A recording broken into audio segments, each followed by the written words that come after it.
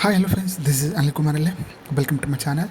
Friends, ఈరోజు ఈ వీడియోలో వచ్చేసి ఇందిరమ్మ గురించి ఇందిరమ్మ ఇళ్ళ లేటెస్ట్ అప్డేట్స్ అయితే మీ ముందుకు తీసుకొచ్చాను. సో ఎవరైతే నిరుపేద కుటుంబాలు ఉంటారో, ఎవరైతే ఇందిరమ్మ ఇళ్ళకు అప్లై చేసుకున్నారో వాళ్ళందరికీ, అర్హులైన వారికి ప్రతి ఒక్కరికి ఇల్లు చేకూర్చే విధంగా మన ముఖ్యమంత్రి సీఎం రేవంత్ రెడ్డి గారు అయితే అధికారులకు ఆదేశించడం అయితే జరిగింది. ఇందిరమ్మ ఇల్లు వాళ్ళకు ఒక కమిటీ వేసి, ఆ కమిటీ ద్వారా ప్రతి ఒక్కరిని ఎంపిక చేయాలనేసి మన ముఖ్యమంత్రి చెప్పడం అయితే జరిగింది. సో ఈ విధంగా శనివారం మొన్న రీసెంట్లీ జరిగిన మీటింగ్లలో, సమావేశంలో సో ఎవరైతే రాష్ట్ర గృహ నిర్మాణ శాఖ మంత్రి పొంగులేటి గారు, అదేవిధంగా ముఖ్యమంత్రి రేవంత్ రెడ్డి గారు, అదేవిధంగా తదితరులు పాల్గొని దీనికి గ్రామాల స్థాయిలో లబ్ధిదారులు ఎంపిక చేయాలనేసి కమిటీలు వేసి, కమిటీల ప్రకారంగా జాగ్రత్తగా వహించి ప్రతి ఒక్కరిని ఎంపిక చేయాలనేసి వాళ్ళకి ఆదేశాలు ఇచ్చారు. ఇందిరమ్మ ఇళ్ళ కమిటీ తర్వాత చేసిన ప్రతి ఒక్క జాబితాల్లో మండలాల్లో కానీ అధికారులు, తహసీల్దారులు, ఎండిఓలు, ఇంజనీర్లు కలిసి వీళ్ళంతా కలిసి ఒక క్షేత్రంలో కూడి కమిటీ చేయాలనేసి, ఆ కమిటీకి ఎవరైతే అర్హులైతే ఉన్నారో ప్రతి ఒక్కరికి ఇల్లు దక్కే విధంగా అదేవిధంగా తక్షణమే వారికి ఇందిరమ్మ ఇల్లు కమిటీ వేసే విధంగా ఆ స్థాయిలో అర్హులైన దారులకి ఇల్లు మంజూరు చేయాలనేసి అయితే మన ముఖ్యమంత్రి రేవంత్ రెడ్డి గారు అయితే ఆదేశాలు ఇచ్చారు. ఇందిరమ్మ ఇళ్ళ పేరుతో ఎటువంటి దందాలు చేసినా, ఎటువంటి మోసాలు చేసినా ప్రతి ఒక్కరికి వాళ్ళకైతే ఎవరైతే ఆ విధంగా మోసాలు చేస్తారో ప్రతి ఒక్కరికి వాళ్ళపై కేసు నమోదు చేసి సో వాళ్ళని కటకల్లోకి పంపే విధంగా వాళ్ళని ఏరేశారు.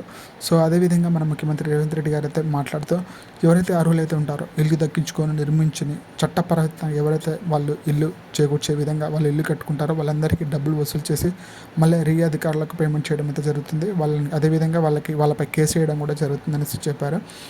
ఎటువంటి మోసాలు జరగకుండా ఎవరైతే అర్హులైతే ఉంటారో, ఎవరైతే నిరుపేద కుటుంబాలు ఉంటారో సో వాళ్ళ కేటగిరీ ప్రకారమే L1, L2, L3 కేటగిరీల ప్రకారమే అర్హులైన ప్రతి ఒక్కరికి ఇల్లు చేకూర్చే విధంగా అయితే ముఖ్యమంత్రి రేవంత్ రెడ్డి గారు అయితే చెప్పడం అయితే జరిగింది. ఎవరైతే లబ్ధిదారులు ఉంటారో ఎవరికైతే మంజూరు అయ్యిందో వాళ్ళకి అదనంగా 50% మేర నిర్మించే విధంగా వాళ్ళకి ఎవరికైతే లబ్ధిదారులు ఉంటారో వాళ్ళందరికీ కల్పించే విధంగా మాట్లాడడం అయితే జరిగింది. లబ్ధిదారులు ఆర్థికమైన ఊరట ఎటువంటి అంటే ఇళ్ళకి సంబంధించింది కానీ, సిమెంట్ కానీ, స్టీల్ కానీ తక్కువ ధరలకి వాళ్ళకి ఇచ్చి మంచి నాణ్యతతో ఉండే విధంగా అధికారులతో మాట్లాడి వాళ్ళకి తక్కువ రేట్లో వచ్చే విధంగా అయితే మాట్లాడడం అయితే జరిగింది. సో ఇది భాగంగానే త్వరలో ఎవరికైతే లబ్ధిదారులు ఉన్నారో ప్రతి ఒక్క నియోజకవర్గం నుంచి, అంటే ప్రతి ఒక్క కేటగిరీ నుంచి, ఏరియా నుంచి వాళ్ళకి ప్రతి ఒక్కరికి 3,500 ఇల్లు చొప్పున ప్రతి గ్రామంలో లబ్ధిదారులు ఎంపిక ఉండే విధంగా ఇందిరమ్మ లబ్ధిదారులు సిద్ధం చేయడం అయితే జరిగింది. సో వీళ్ళంతా అధికారులు నిమగ్నం అయ్యే విధంగా మొదటి విడతలో మండల విధంగా లేదంటే అదేవిధంగా గ్రామాలు కానీ ఎంపిక చేసి వీళ్ళకందరికీ టోటల్ 70 విధంగా గ్రామాలు కానీ ఎంపిక చేసి వీళ్ళకందరికీ టోటల్ 70,000 లబ్ధిదారులను చేకూర్చే విధంగా సో వాళ్ళకి ముందుగా సిద్ధం చేయాలనేసి ముఖ్యమంత్రి రేవంత్ రెడ్డి గారు చెప్పడం ఎంత జరిగింది. ఇప్పుడు ఆ గ్రామంలో వదిలేసి మిగతా గ్రామాలు ఎవరైతే కమిటీ మెంబర్స్ ఉంటారో ఆ కమిటీ మెంబర్స్లో వాళ్ళకి ప్రతి ఒక్క ఇల్లుకి, ప్రతి ఒక్క అర్హులకి మొత్తం వాళ్ళకి జాబితాలు కేటాయించి వాళ్ళ డాక్యుమెంట్స్ వెరిఫికేషన్ చేసి వాళ్ళ ఇల్లు సర్వే చేయడం అయితే జరుగుతుంది. మొత్తంగా 2 విడతల్లో కలిసి రాష్ట్ర వ్యాప్తంగా 4.50 లక్షలు, అంటే ఎవరైతే 4,50,000 లబ్ధిదారులు ఉంటారో వాళ్ళందరికీ ఈ నెలాఖరులోపు వాళ్ళకైతే ఇందిరమ్మ ఇల్లు అయితే మంజూరు చేసి అదేవిధంగా వాళ్ళకైతే గృహ నిర్మాణ పట్టా అయితే ఇవ్వడం అయితే జరుగుతుంది.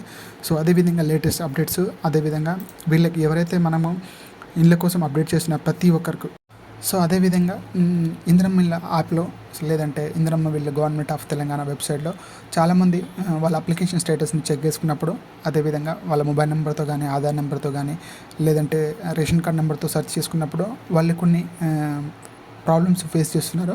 ఇవి చాలామంది ఏమనుకుంటున్నారంటే, ఇక్కడ మా సర్వే నెంబర్ లేదు, మా మొబైల్ నెంబర్ లేదు, మా పేరు లేదు, సో ఇవేమో మా తీసేస్తున్నట్టు అనేసి చాలామంది ఫీల్ అవుతున్నారు. అంటే చాలామంది బాధపడుతున్నారు. సో మాకేమైనా ఇల్లు రావడం అనేసి చాలామంది బాధపడుతున్నారు. అలా ఏం కాదు, కొన్ని సమస్యల వల్ల, కొన్ని సర్వర్ ఇష్యూ వల్ల, కొన్ని డేటా మిస్ కావడం వల్ల సో వాళ్ళ పేర్లు అయితే అప్డేట్ అయితే కావాలి. యాజ్ ఎవరైతే అప్లికేషన్ వెళ్ళారో, ఎవరైతే ఇందిరమ్మ ఇళ్ళ కోసం ఇంటింటి సర్వే చేశారో వాళ్ళకి L1 కేటగిరీ కానివ్వండి, L2 కేటగిరీ కానివ్వండి, L3 కేటగిరీ కానివ్వండి, ప్రతి ఒక్కరికి వాళ్ళ అప్డేట్స్ అయితే 100% అయితే సిస్టంలో సేవ్ చేయడం అయితే జరిగింది. మీ అప్డేట్స్ ఎటు వెళ్ళవి. సో ఎటువంటి మిస్ప్లేస్ అయితే కాదు, ఎటువంటి సర్వే అయితే కాదు. 100% ఎవరైతే మీకు జాబితాలో మీ కేటగిరీ చూపించిందో ఆ కేటగిరీలన్నీ అప్డేట్ చేసే విధంగా ఎటువంటి మీకు అవకతవకలు జరగకుండా గవర్నమెంట్ అయితే మీకైతే చొరవ తీసుకోవడం అయితే జరుగుతుంది. మీరు ఎటువంటి బాధపడొద్దు. ఎటువంటి మా డేటా మిస్ అవుతుంది, మా పేర్లు మిస్ అవుతున్నాయి, మాకు రాదేమని చాలామంది బాధపడుతున్నారు. అలాంటి కాకుండా సమ్ సర్వర్ ఎర్రర్ ఇష్యూ వల్ల మీకైతే అప్డేట్స్ అయితే మీకు చూపించడం అయితే లేదు. అదేవిధంగా మీకు ఆధార్ నెంబర్ కనిపించకపోవడం కానీ, నేమ్ కనిపించకపోవడం కానీ, అదేవిధంగా సర్వేర్ నేమ్ వాళ్ళ మొబైల్ నెంబర్ కనిపించకపోవడం కానీ చాలా జరగడం జరుగుతుంది. అలాంటి ఎటువంటి అవకతవకలు అయితే లేదు. So updates as soon as possible అయితే అదైతే మళ్ళీ రీఅప్డేట్ అయితే అవ్వడం అయితే జరుగుతుంది. ఎటువంటి మీరు కంగారు అయితే పడొద్దండి. ప్రతి ఒక్కరికి చొప్పున సో ఇళ్ళల్లో గ్రామాల్లో కానీ, మండలాల్లో కానీ సో ప్రతి ఒక్క లబ్ధిదారిని ఈ గుడ్ న్యూస్ చెప్పడం అయితే జరిగింది. సో అదేవిధంగా పలు నియోజకవర్గంలో జాబితాలు ఎమ్మెల్యే కానీ, లేదంటే చేతి కింద వెళ్ళే ప్రతి ఒక్కరు ఎంపిక చేసే ఎమ్మెల్యేలు కానీ, ఎంపీలు కానీ వాళ్ళకి అనుగుణంగా ప్రతి ఒక్కరు వాళ్ళని చేకూర్చే విధంగా వాళ్ళకైతే ప్రోత్సహించడం అయితే జరిగింది. ప్రతి ఒక్కరికి లబ్ధిదారులకి అమౌంట్ రాష్ట్ర వ్యాప్తంగా ఎంతమంది అయితే 4.50 లక్షల మంది అయితే వీళ్ళకి కేటాయించడం అయితే జరిగింది.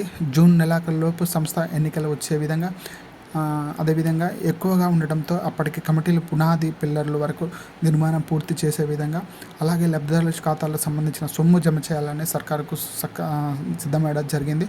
సర్కారులకు ముఖ్యమంత్రి రేవంత్ రెడ్డి గారు అయితే ఆదేశాలు ఇవ్వడం అయితే జరిగింది. అందుకు అనుగుణంగా అధికారులు ప్రతి ఒక్కరికి వేగవంతం పనిచేయాలనేసి వాళ్ళకి ప్రతి ఒక్కరికి టైం షెడ్యూల్ అయితే ఇవ్వడం అయితే జరిగింది. మళ్ళీ ఎటువంటి తప్పులు చేయకుండా మొదటి విడతల్లో మండలాలు కానీ, గ్రామాల్లో కానీ 2,000 మంది 72,000 మంది లబ్ధిదారులకు రాష్ట్ర ప్రభుత్వం ప్రకటించడం జరిగింది. ఇందులో చాలామంది అనర్హులు ఉన్నట్లు ఆరోపిస్తున్నారు. సో ఎవరైతే అనర్హులు ఉంటారో వాళ్ళందరినీ ఏరేసేసి ఎవరికైతే వాళ్ళకి ఇల్లు కావాలని చేకూర్చారో వాళ్ళకి సర్వే చేసి, సర్వే ప్రకారం రీసర్వే అంటున్నారు కదా, సెకండ్ సర్వే ఎవరికైతే వాళ్ళకి వెళ్తుందో వాళ్ళకి 100% లబ్ధిదారులను తీసేసి వాళ్ళకి జాబ్లు ఉన్నాయా, వాళ్ళ గవర్నమెంట్స్ జాబ్లు ఉన్నాయా, వాళ్ళ ఫ్లాట్స్ ఉన్నాయా, ఎవ్రీథింగ్ చెక్ చేసి వాళ్ళ ఆధార్ కార్డ్ నెంబర్తో ప్రతి ఒక్కరిని సెలెక్ట్ అయ్యే విధంగా వాళ్ళైతే జమ చేయడం అయితే జరిగింది. సో ఇది ఎవరైతే ఇందిరమ్మ ఇళ్ళ కోసం అప్లై చేశారో, సో ఎవరైతే నిరుపేద కుటుంబాల వాళ్ళందరికీ ఇల్లు చేకూర్చే విధంగా మన ముఖ్యమంత్రి రేవంత్ రెడ్డి గారు అయితే కూర్చోడం అయితే జరిగింది. ఇవి ఫ్రెండ్స్ అప్డేట్స్. తాజా అప్డేట్స్ కోసం stay tune my channel. Thank you so much.